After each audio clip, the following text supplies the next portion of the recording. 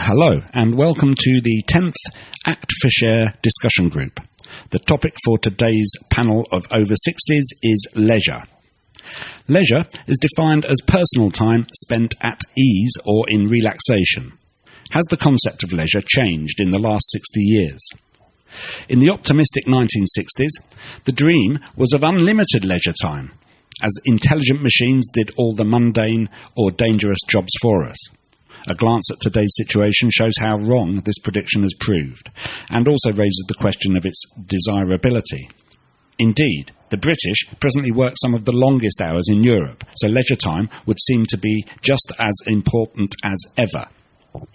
In fact, what strikes many older people is the way in which leisure activity, as opposed to leisure time, has become almost compulsory. Leisure has become an industry, and leisure activity is pursued with the dedication, planning and expense that used to be reserved for more serious goals. Young people today seem to be constantly encouraged to pursue leisure activity in their free time, with the result that they seem to have very little truly free time. Has the element of relaxation been lost from the concept of leisure? Looking from the other end of the spectrum, older people, especially the retired, seem to have the problem of an excess of leisure time and how to retain a feeling of social relevance and engagement. Older people are more active for longer. Will this lead to an increase in intergenerational leisure activity? Let's see what the panel think. But I do remember, we lived in a terraced house in a little side street and all the rest of it. We used to just play in each other's backyards, and even on the street it was quite safe. And there was a recreation ground, like a 5 or 10 minute walk away. We could go there. But I don't recall any organised recreational activities until I got dragged along to some ballroom dancing classes just because my sister wanted to do it. But I think I did about 5 of those. Yeah, my father, one of the few things I'm very pleased about, he refused to allow me to join the Scouts because he saw it as an instrument of the church and the royal family. Agitating against socialism and communism, so I never got to learn lots. But what we did used to do was to spend a lot of time on the weekends going out walking in the forest with, you had the Bird's book of young naturalists, so you could plot what the trees were and what the birds were and what animal tracks there were. And in those days, that was an important part of your leisure activities, was learning about nature, playing in it, but also learning about it and naming it and things. Yeah, you brought up in the country? No, I was brought up in Coventry, but we would always go out in the old Morris 8 pre-war car. We'd go out to the local woods and have picnics and that as a family.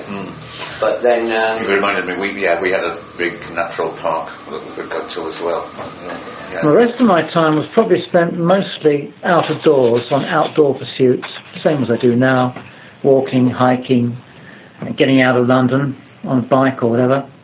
There was, of course, very little less, or a lot less, in the way of communication of events and so on. It was nearly all done by telephone or by newspaper, and those are the main sources of public events. That, of course, and public and private events. But there was nothing else to do, really. No. I mean, apart from you'd occasionally watch a black and white TV and you read books. But for the rest of the time, there was nothing electronic. But what I do remember, as you were saying, Donald, is that there was a lot of social action, and the very notion of staying in your room or communicating by electronic devices was unknown, other than endlessly talking on the telephone. So there was a lot more sociability, there was a lot more political and social engagement. The thing I remember about being young was that sort of recreation and leisure was kind of enforced by the fact that Thursdays the shops are all shut of an afternoon, that no shops would be open on a Sunday. So I've got this kind of memory of really long Sundays where you had all this time that you had to fill, and that was your leisure. Yeah, we used to get bored on Sundays. Yeah, that was kind of your leisure time, and you'd have to be trying to sort of fill these hours. And even when you went on holiday, if it was raining, you'd have really long drawn out days. Where there was no distraction, whereas these days it seems like there's a distraction every 30 seconds of every minute of every day almost. So that idea of kind of leisure, I don't know if leisure is the kind of dividing line between work and leisure the same as it was when we were young. I don't think it is. I think work has bled and kind of availability of communication because of being all constantly available to anyone at any time.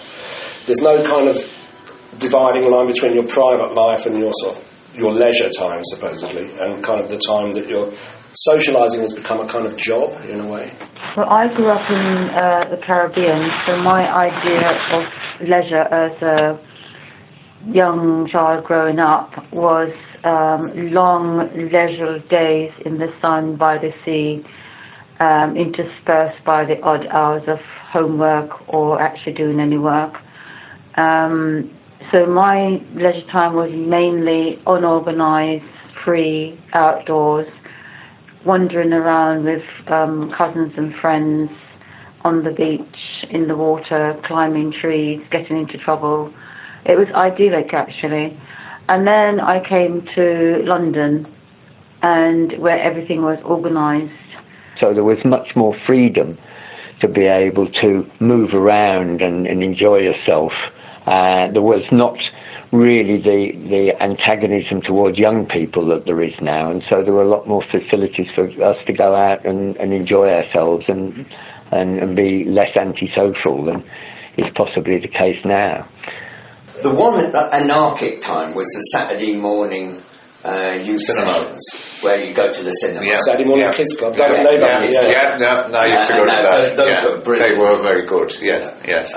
No, it was very different. The way kind of time was organised and demarcated, and now everything's kind of just up in the air and jumbled up. Plus, of course, there's an enormous amount of youth unemployment, so people have got an awful lot of time in which they're either on their own connecting electronically or listening to stuff, or they're out hanging out in parks and social centres. And then it's really only that thing about work, isn't it? If you go to work, then you've got the money and you need the time, so you go down and you go into music or gigs or... Well, there's no leisure time or recreation without work, is there? Because leisure and recreation are the things you do when you're not working. And when you've got the money that you choose to do, that's a pleasure for you somehow. Youngsters always kind of organise themselves into groups as well, and there's always groups of people that have got particular interests, haven't they? Shared interests. And that tends to be a lot of the kind of arena where leisure takes place. Except in nowadays, and particularly in the bigger metropolitan areas, you've got the ability to be one of 100 different tribes. Back in the 60s, you were a mod or a rocker. Well, but you'd actually also, if you were a mod or a rocker, you'd need to physically connect to other mods and rockers to be part of your kind of group. Whereas these days, you don't actually need to move from your seat. So you can nominally be part of any kind of group you choose to designate yourself to be part of, But a lot of that is in how you dress. I don't even know if it is these days. I think these days it's more to do with what websites you subscribe to, whose news feeds, who you follow on Twitter, and who you're friends with on Facebook. That kind of makes a definition of you. And in fact, that's what's happening electronically, isn't it? The large data companies are building up electronic profiles of people based purely on their use of social media and shopping. And for older people, we tend to be fairly passive in this. We're consumers that are annoyed that we're being told that Google knows what we like and therefore being sold things. Whereas young people, I think, are going outside of that and creating their own networks and even maybe resistance to all of this. But then we'll have to get the feedback from young people on it.